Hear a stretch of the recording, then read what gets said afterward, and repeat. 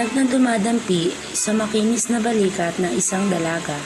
Makikita sa maamong mukha nito ang isang taong animoy, hindi marunong gumawa ng kasalanan ni magsinungaling. An angel reincarnate here in land. Napahawak ito sa ulo nang maramdaman ang sakit nito. Ano bang nangyari sa akin? Tanong nito sa sarili. Inangat niya ang sarili sa pagkakahiga. Kinipkip ang puting kumot na siya lamang nagsisilbing takip sa kanyang kahubadan. Hubad, mas lalo nagpanik ang dalaga na wala nga siyang suot sa ilalim ng kumot. Nilibot niya ang paningin sa paligid.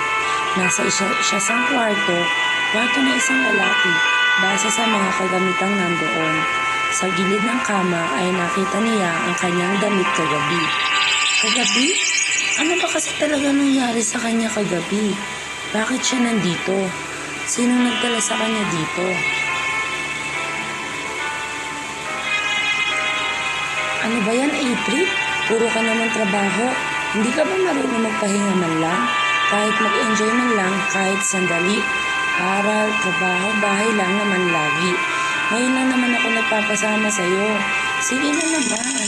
Paglalambing sa kanya ng katrabaho / kaibigang si Kim. Patapos na kasi ang duty nila sa Spots, ang restaurant na pinagtatrabahuhan niya after school, kaya naghahaya na itong mag-bar kahit na weekdays. May pasok pa siya sa university bukas. Hindi niya pwedeng pabayaan ang pag-aaral, baka mawala ang scholarship niya. Wala naman kasi akong pera, sabi niya dito habang pinupunasan ang isang lamesang nakasunod naman ito sa kanya. Saka wala akong susuotin sa ganyang mga gimmick at may pasok pa ako bukas, pagtanggi niya dito. Agad naman itong tumigil sa paglalampasan ng sahig at tinignan ang paligid kung nakatingin ang manager nilang si Sir Leon. Masyado kasing strict ang manager nilang iyon. Bawal mag-usap habang duty. Baka mapagalitan silang dalawa. Huwag mong problemahin ang pera at gastos kasi sagot ko naman. Malaki ang naging bonus ko nitong katapusan kaya malaki-laki ang extra budget ko. Saka sa damit, madami akong mapapahiram sa'yo. Lumingon ulit ito sa paligid at nakitang may kausap na customer si Miss Flores.